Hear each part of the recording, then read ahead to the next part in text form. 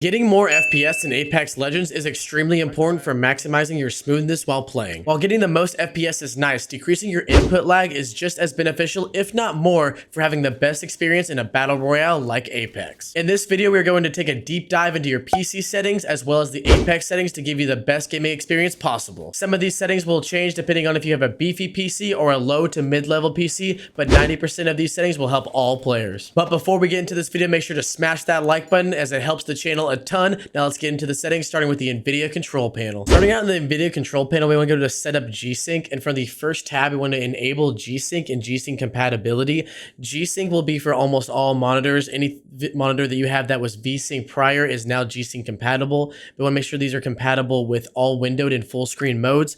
For Apex, I'm going to recommend that we play on full screen. We'll talk more about that later. I like borderless window because I do stream, I do create content, so I can tab in and out pretty easily. And then we go down to the third tab right here. Make sure your monitor that you're using is the one that is enabled, and then make sure the display specifications settings is enabled settings for a selected display model, just so it knows which model you're going to be using. From here, we are going to go to the manage 3D settings, and then we're going to make a program settings. You're going to add the Apex R5 apex.exe. If you don't see it on here, you can always just add one.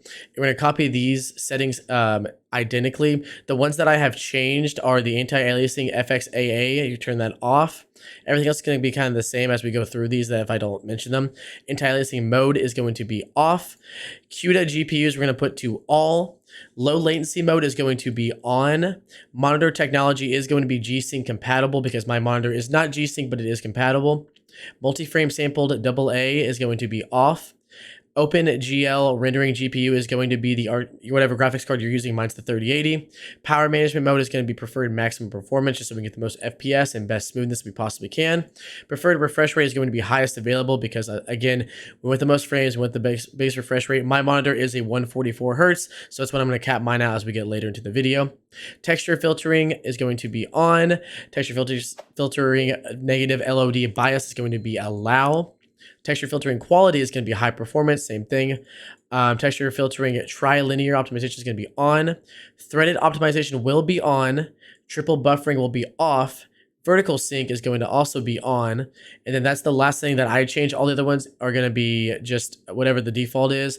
And if there's a setting that you don't have on here in your Nvidia control panel, just keep it at default or just like basically ignore it. It won't make a huge difference if it's like one or two, but all the ones that I have, make sure you use those and change those to what I have for that. And now let's get straight into the actual in-game Apex settings. As we get into the graphic settings over on Apex, we're going to the settings, we're going to go to video tab. If you guys want to see a video of my gameplay settings and my mouse and key settings, make sure to drop a like for that and comment down below if you guys would like to see that. But let's go into the video settings. Like I said prior, I like my display mode to be borderless window only because I do make content, so I like to tab in and out very frequently. But if you are not doing that, you're just playing, I would recommend going to full screen.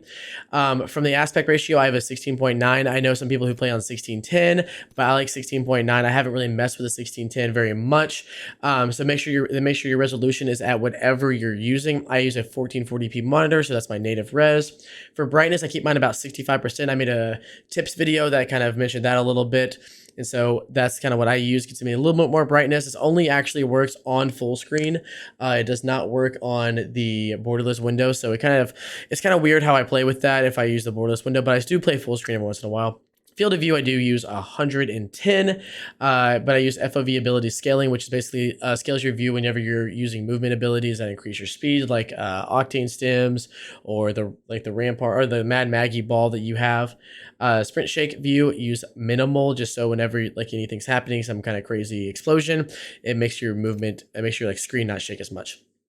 Now into the advanced stuff, which is probably the more advanced stuff. So in the game, we want to turn V-Sync off. I know it's weird because we are enabling G-Sync, which is kind of the same thing, but enabling it in NVIDIA control panel and turning it off here actually gives the input lag a lot better, and you don't lose any screen tearing through it. NVIDIA Reflex, I keep enabled. The enabled boost, I've seen some performance drop off if you do that, so I like to keep mine enabled just so I have high latency and my FPS is the max it possibly can be. And then we keep the target FPS at 0. Anti-aliasing is none. Texture streaming budget, you can get this depending on what your graphics or your RAM that you use is.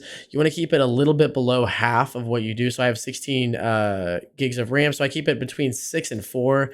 It doesn't affect your textures too much between those two, but I like to keep it about 4 because when I'm streaming, I use a lot of other utilities that kind of lower my FPS if I don't keep it at 4. For texture filtering, we're going to keep this at 8. This is going to be exactly half of what your RAM is. And like I said, I use 16, so I keep that at 8.